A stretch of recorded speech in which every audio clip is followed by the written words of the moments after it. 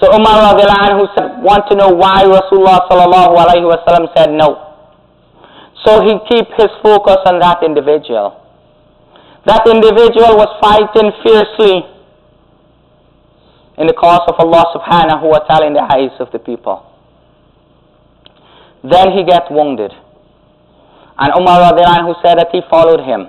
That individual left the battlefield and he placed a sword between two rocks and then he jumped on it and he committed suicide.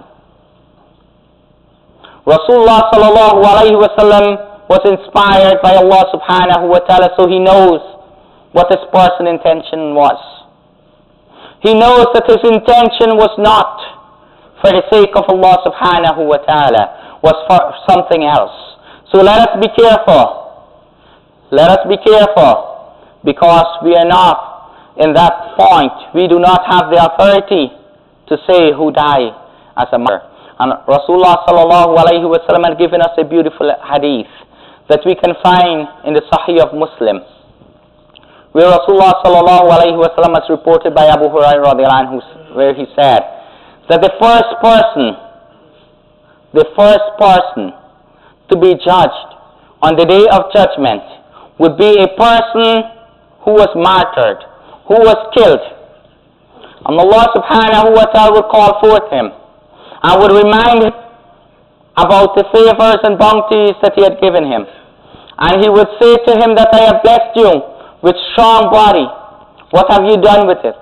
And the person would acknowledge, he would acknowledge those bounties and favors that Allah subhanahu wa ta'ala had given.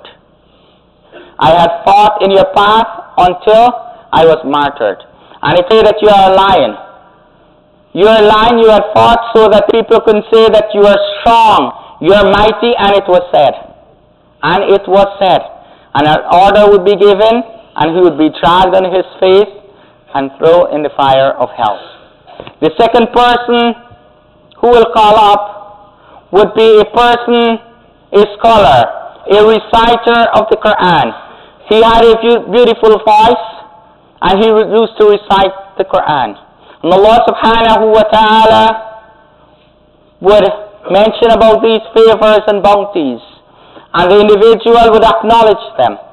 And Allah subhanahu wa ta'ala would ask him, what have you done? I have recited the Quran for your sake, and I have imparted knowledge for your cause and for your sake. And Allah subhanahu wa ta'ala say that you are lying. You have done it so that the people can say that you are a scholar. And you have done it so that the people can say that you have a beautiful voice. And it was said, and an order will be given, and he will be dragged by his face and thrown into the fire of hell.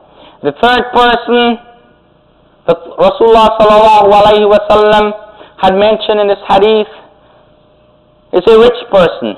A person who was blessed with all types and all sorts of wealth. And he spent. And Allah subhanahu wa ta'ala would question him about these wealth. Can you move forward? And Allah subhanahu wa ta'ala would mention about the favors that he had given to this individual. And the person would acknowledge everything. And when Allah subhanahu wa ta'ala asked him how you have spent it, and he would say that there was not a way, there was not a place that needed, and except that I had given them. I had spent in all costs, all corner. And then it would say that you are lying. You have spent it so that the people can say that you are jawad, you are generous. And it was said. And an order would be given, and he would be dragged by his face and thrown into the fire of hell. So my brothers and sisters, our intentions can determine or undermine our actions. So we need to work on our intentions.